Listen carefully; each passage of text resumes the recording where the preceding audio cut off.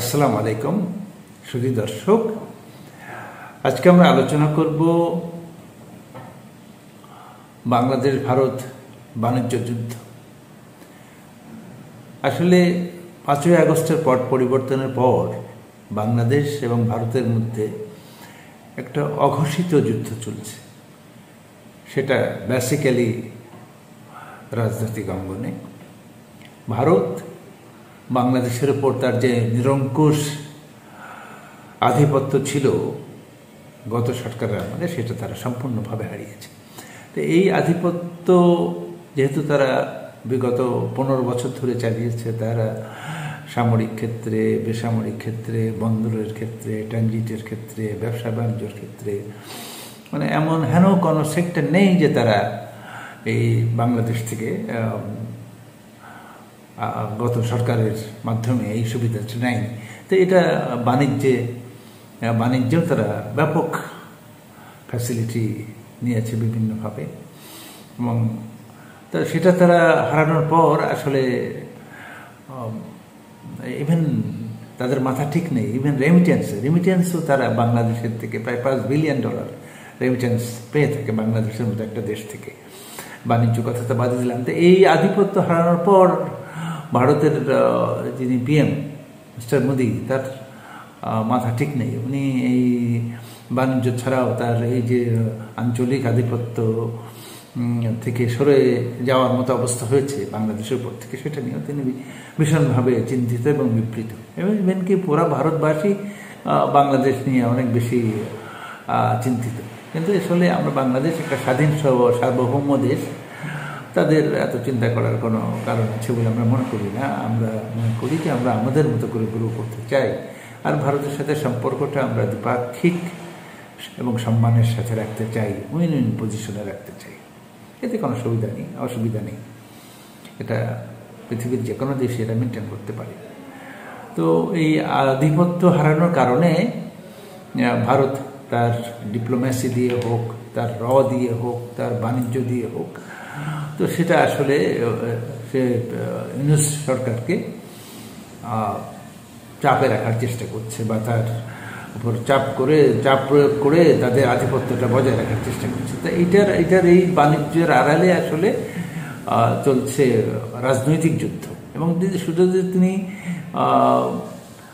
মোদী সরকারকে তিনি এক ঢিলে দুই পাখি মারার চেষ্টা করছেন, তিনি যে শুধু ইউনূস সাহেবকে টাইট দেওয়ার ব্যবস্থা করছেন তা নয়, তিনি একই সাথে বাংলার মুখ্যমন্ত্রী মমতা ব্যানার্জিকেও টাইট দেওয়ার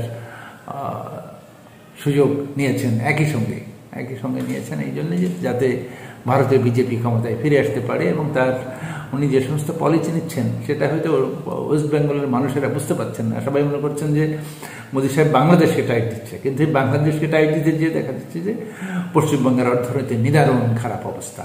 এবং ওনার এই পলিসি হলো যে পশ্চিমবঙ্গের মানুষ যদি অর্থনৈতিক কষ্টে ফুঁসে ওঠে, তাহলে তিনি মমতা ব্যানার্জিকে বিদায় করতে পারবেন। এটা পশ্চিমবঙ্গের মানুষ বুঝুক আর না বুঝুক, ব্যাপারটা আসলে এরকমই। যেমন ধরেন যে এই ট্যুরিস্ট ভিসা বাংলাদেশ বন্ধ করার পর বাংলাদেশে প্রায় 20 লক্ষ মানুষ ভারতে বিভিন্ন ব্যবসা বাণিজ্য, মেডিকেল ট্রিটমেন্ট এবং বেড়ানোর জন্য ভ্রমণ করে থাকে। তো এটা ম্যাক্সিমামই তারা ওয়েস্ট বেঙ্গলের মধ্য দিয়েই প্রবেশ করে ভারতে যেখানেই যাক। এবং এতে ওয়েস্ট বেঙ্গলের ট্যুরিজম ব্যবসা, হোটেল ব্যবসা, এই যে মার্কুস স্ট্রিট, নিউ মার্কেটের বেচা কিনা, তারপরে মানি এক্সচেঞ্জ বেচা কিনা, ট্রান্সপোর্ট, কত রকম ব্যবসা বাণিজ্যের সাথে জড়িত, সেগুলো ভারতে অলমোস্ট হারিয়েছে। এবং এতে হয়েছে কি, বিপদে পড়েছে পশ্চিমবাংলার মানুষ, ব্যবসা হারিয়েছে পশ্চিমবাংলার মানুষ। হ্যাঁ, কোথাও বম্বে, দিল্লি, ব্যাঙ্গালোরেও কিছু সুবিধা, বা চেন্নাইতেও কিছু অসুবিধা হয়েছে, বাট সেটা খুব একটা সিগনিফিক্যান্ট নয়। কিন্তু এতে ক্ষতিগ্রস্ত হয়েছে পশ্চিমবাংলার মানুষ। তো এটা তো গেল। কিন্তু এখন হয়েছে কি, এখন এটাকে এই এক ভিসা বন্ধ করেই কিন্তু পশ্চিমবাংলার মানুষ ক্ষতিগ্রস্ত হয়েছে। এখন দেখা গেল যে ভারত বাংলাদেশকে যে 20 সালে ট্রান্সশিপমেন্ট সুবিধা দিয়েছিল, সেটাও তারা বন্ধ করে দিয়েছে। এবং এই ট্রান্সশিপমেন্ট সুবিধাটা মূলত নেপাল এবং ভুটানের যে এক্সপোর্টের ক্ষেত্রে এটা চালু আছে, কিন্তু বাংলাদেশের যে এই ভারতের বিমানবন্দর অথবা নৌবন্দর ইউজ করে যে তৃতীয় দেশে যে গার্মেন্টসটা পাঠাতো, মূলত এটাই হতো। এটা তারা এই সুবিধাটা তারা বন্ধ করে দিয়েছে। যদিও তারা বলছে যে স্থানীয় ব্যবসায়ীদের অনুরোধ তারা করেছে, কিন্তু আসলে মূল ব্যাপারটা হলো যে ইউনুস সাহেবকে টাইট দেওয়া, বাংলাদেশকে টাইট দেওয়া। কিন্তু এই ইউনুস সাহেবকে টাইট দিতে যে কী হয়েছে, ভারতের যারা সিএনএম এজেন্ট তারা বলছে যে এই ব্যবসাটা 25% ছিল বাংলাদেশের। এখানেও তারা যেসব ভারতের ওয়েস্ট বেঙ্গলের লেবার ট্রান্সপোর্ট হ্যান্ডেল করতো যারা, তারা কিন্তু ক্ষতিগ্রস্ত হচ্ছে। অর্থাৎ পশ্চিমবঙ্গের অর্থনীতিতে আর একটু ধাক্কা দেওয়া এবং মমতা ব্যানার্জিকে আর একটু বিপদে ফেলে দেওয়া। তা এর সুবাদে কী হলো, বাংলাদেশ কয়েকদিন চুপ থাকলো এবং তারা কিন্তু দেখা গেল যে এই ল্যান্ড বন্দর, বেনাপোল বন্দর বা অন্যান্য যে ল্যান্ড বন্দর ছিল এটা দিয়ে সুতা আমদানি তারা বন্ধ করে দিল এবং তারা শিপে আনতে পারবে। কিন্তু এই শিপে আনলে তো সেই যেখান দিয়ে আসবে ওই দিক দিয়ে হয়েছে চিটাগং বন্দর দিয়ে, তা সেখানে আসলে ওই বম্বে টম্বে হয়ে আসবে, সেখানে ওয়েস্ট বেঙ্গল খুব একটা এফেক্ট করবে না। তাহলে ওয়েস্ট বেঙ্গলের মানুষও কিন্তু এখানে আবার ক্ষতিগ্রস্ত হলো। এবং তার পরিপ্রেক্ষিতে কী হলো, তার পরিপ্রেক্ষিতে বাংলাদেশ এই যে সুতা আমদানি বন্ধ করে দিল, তাতে কিন্তু আবার পশ্চিমবঙ্গ আর একটু তাদের অর্থনীতিতে আর একটু ধাক্কা খেল। এখন আবার বাংলাদেশ কী করেছে, 18 তারিখে বাংলাদেশ অনেকগুলি প্রোডাক্ট ভারত, নেপাল এবং ভুটানের বন্ধ করে দিয়েছে। কিন্তু আপাত দৃষ্টিতে সামগ্রিকভাবে দেখলে মনে হবে তিনটা দেশ মিলেই এটা করা হয়েছে, কিন্তু আসলে বাংলাদেশটা করেছে ভারতের জবাব হিসাবে। ভারত যেহেতু ট্রান্সশিপমেন্ট বন্ধ করে দিয়েছে, এই জন্য জবাব হিসাবে তারা কতগুলো প্রোডাক্ট যে তারা বন্ধ করেছে, সেটা যদি আপনি দেখেন তো সেটা lot of products, paper, ceramic, steel products, cigarette paper, Formica, yarn, plywood, TV parts, bicycle parts, তারপরে মার্বেল, মিক্সড ফেব্রিক্স, এগুলো অসংখ্য প্রোডাক্ট তারা আসলে বাংলাদেশ ব্যান করে দিয়েছে। বাংলাদেশও বলছে যে আমাদের লোকাল ইন্ডাস্ট্রিগুলোকে শক্তি দেওয়ার জন্য, স্ট্রেংথ করার জন্য বা সেভ করানোর জন্য আমরা এটা করেছি। কিন্তু মূলত তো আসলে ব্যাপারটা এরকম নয়, বা এরকম যদি হয়েও থাকে, বাট এখন আমরা মনে করছি যে এটা হলো আসলে পলিটিক্স।